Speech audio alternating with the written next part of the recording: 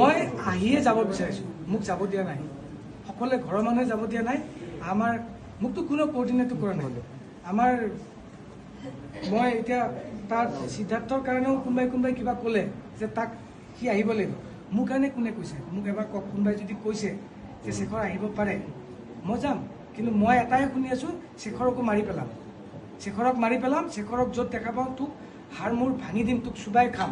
মোক এনেকৈ personal message দিছে, যাৰ কাৰণে মোৰ মোবাইলটো অফ হৈ গৈছে, এতিয়া অফ কৰি থৈছোঁ। মই কোনটো সাহসত মোৰ ঘৰৰ মোৰ মিছেছ আৰু মোৰ 4 বছৰীয়া পোৱালিটোৱে মোক যাব দিব? মোৰতো কোনো পুলিচ প্ৰটেকশ্যনো নাই, না মোক কোনোবাই ফোন কৰি সুধিছে যে আপোনাক গাৰ্ড কৰিম।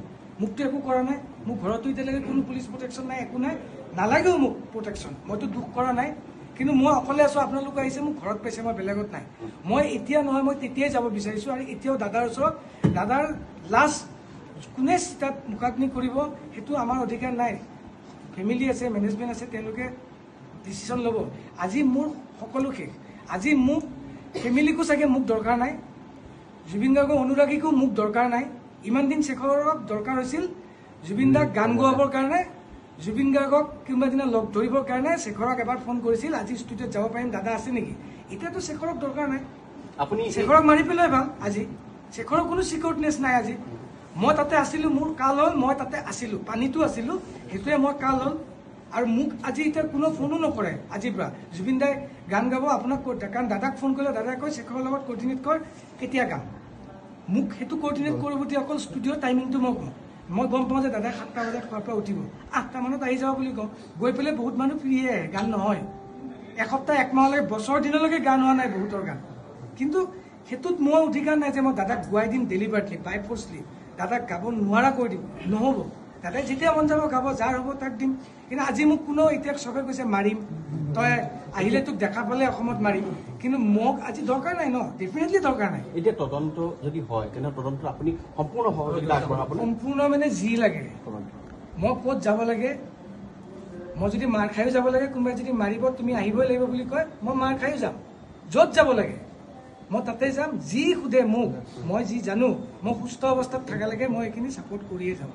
মই তাত ছাপোৰ্ট নকৰিব লগা কোনো কথা নাই। কিয় মই ছাপোৰ্ট নকৰোঁ? আপুনি ছাপোৰ্ট নকৰিব নেকি? আজি এজন অসমৰ এজন মানুহে ছাপোৰ্ট কৰিব যদি যিখিনি জানে। কোনোবা এজনক যদি সোধা যায় জুবিন গাৰ্গৰ বিষয়ে কি জানো, লাষ্ট কেতিয়া লগ পাইছিলি, তেওঁৰ অনুভৱটো তেওঁ ক'বই।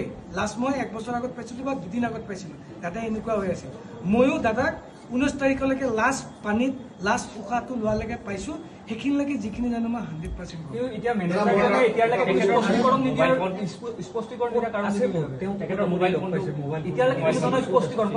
তেওঁ কিয় স্পষ্টীকৰণ দিয়া নাই সেইটো তেওঁ গম নাপাব, সেইটো মই গম নাপাওঁ। মই তাক দিল্লীতে এৰিলোঁ বুলি ক'লো ন, মই নিজে টিকেট কাটি আহিছোঁ ন। মোৰ লগৰ এজনে, বন্ধু এজনে টিকেট কাটি দিছে, মই 4:25 ফ্লাইটত আহিছোঁ। সেইখনত জুবিন গাৰ্গক অনা হোৱা নাছিল, দাদাইটো চাৰ্টাৰ ফ্লাইট ঠিক কৰিছিল। তাতে পিছতহে মই ইয়াত লেণ্ড কৰোঁতে গম পালোঁ এইখনত জুবিন দাও আহিছে। পিছত লেণ্ড কৰোঁতে পবিত্ৰ মাৰ্ঘী দাদা আৰু আমাৰ সন্দীপনক দেখা পাই তেতিয়া মই গম পালোঁ। মই অলৰেডি ভাবিছোঁ আমাৰ ফ্লাইট লেণ্ড কৰিছে 7টা বজাত, দাদা আহিছে 1:30 বজাত, 4টা বজাত দাদা গুৱাহাটী পাব। মই পাইছোঁ 7টা বজাত, অলৰেডি দাদাৰ প্ৰচেছন দাদাক লৈ গ'ল। ইমান সোপা মানুহে এয়াৰপৰ্টত কিয় ৰখি আছে? ভাবিছোঁ কি মোক মাৰিব আহিছে, কাৰণ চবেই চাগে কৈছে যে ই এখন ফ্লাইটত গৈ আছে, ইয়াতে পাবি, ইয়াক মাৰি পেলাম। মই কৈছোঁ মোৰ যদি মৃত্যু ইয়াতে আছে, ইয়াতে হ'ব।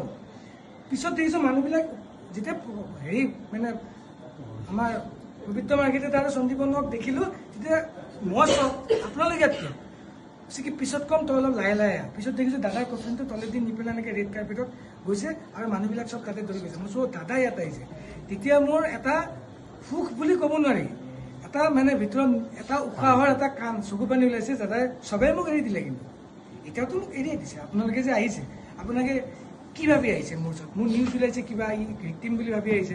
নহয়, আপুনি স্পষ্টীকৰণটো দিয়াৰ কাৰণে খুব ভাল কথা হ'ল, কাৰণ সকলোৱে ক'ৰবাত আপুনিও দুখী নেকি বুলি কথাখিনি ভাবি আছিলে। তাতে কোনেও তাতেতো নাই, মই তাতে চীনতে নাই, দিল্লী মই অকলে আহি আছো ঘৰত। মোক আকৌ ঘৰৰ পৰা এইফালে লগৰকেইটাই ফোন কৰিছে, তই বাহিৰত ঘপকে নোলাবি, তোৰ ওপৰত একশ্যন হৈ যাব, মাৰি দিব। না মোৰ মুখত মাস্ক এখন আছে, না কিবা আছে। মই অপেনে আহিছোঁ, মই ঢাকি ঢুকি অহা নাই। পিছত মোৰ দুখ লাগিছে আৰু ভাল লাগিছে মনটোত। দাদাই মোক লাষ্টৰ দিনাও যে কৈ গৈছিল তোৰ লগত মই আছোঁ, মৃত্যু হৈ দাদা মোৰ লগত কফিনত শুইও আহিছে।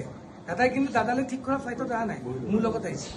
মানে পৰিয়ালৰ হিচাপে সন্দীপনে যেতিয়া হস্পিটেলত লৈ গৈছিল জুবিন গাৰ্গক, তেতিয়া মোবাইলটো বিচাৰিছিল সিদ্ধাৰ্থৰ পৰা, কিন্তু সিদ্ধাৰ্থে মোবাইলটো দিয়া নাই। হস্পিটেলত নহয়, এয়াৰপৰ্টত বিচাৰিছিল। এয়াৰপৰ্টত ছিংগাপুৰ এয়াৰপৰ্টত সন্দীপনে বিচাৰিছিল। দাদাৰ বেগটো, দাদাৰ কাপোৰটো, দাদাৰ জোতাযোৰ চব সন্দীপনে আনিছে বেগত। তাৰপিছত মোক ফোনটো দি দিয়ক। এতিয়া সিদ্ধাৰ্থে ক'লে ফোনটো নিদিওঁ, কাম আছে। সন্দীপনে বহুতবাৰ ৰিকুৱেষ্ট কৰিলে, আপুনি যি কাম আছে কৰি লওক, কৰি পেলাই ফোনটো দি দিয়ক, ময়ো সমজাই দিম দাদাৰ বস্তু বুলি। সিহঁতে কৈছে কি এইটো মোৰোতো এতিয়া মোৰোতো দায়িত্ব আছে। মইতো দাদা ঢুকাল মানে মইতো চিনৰ পৰা উঠা নাই, এইটো মই চাম। কাকো দিয়া নিদিয়ে।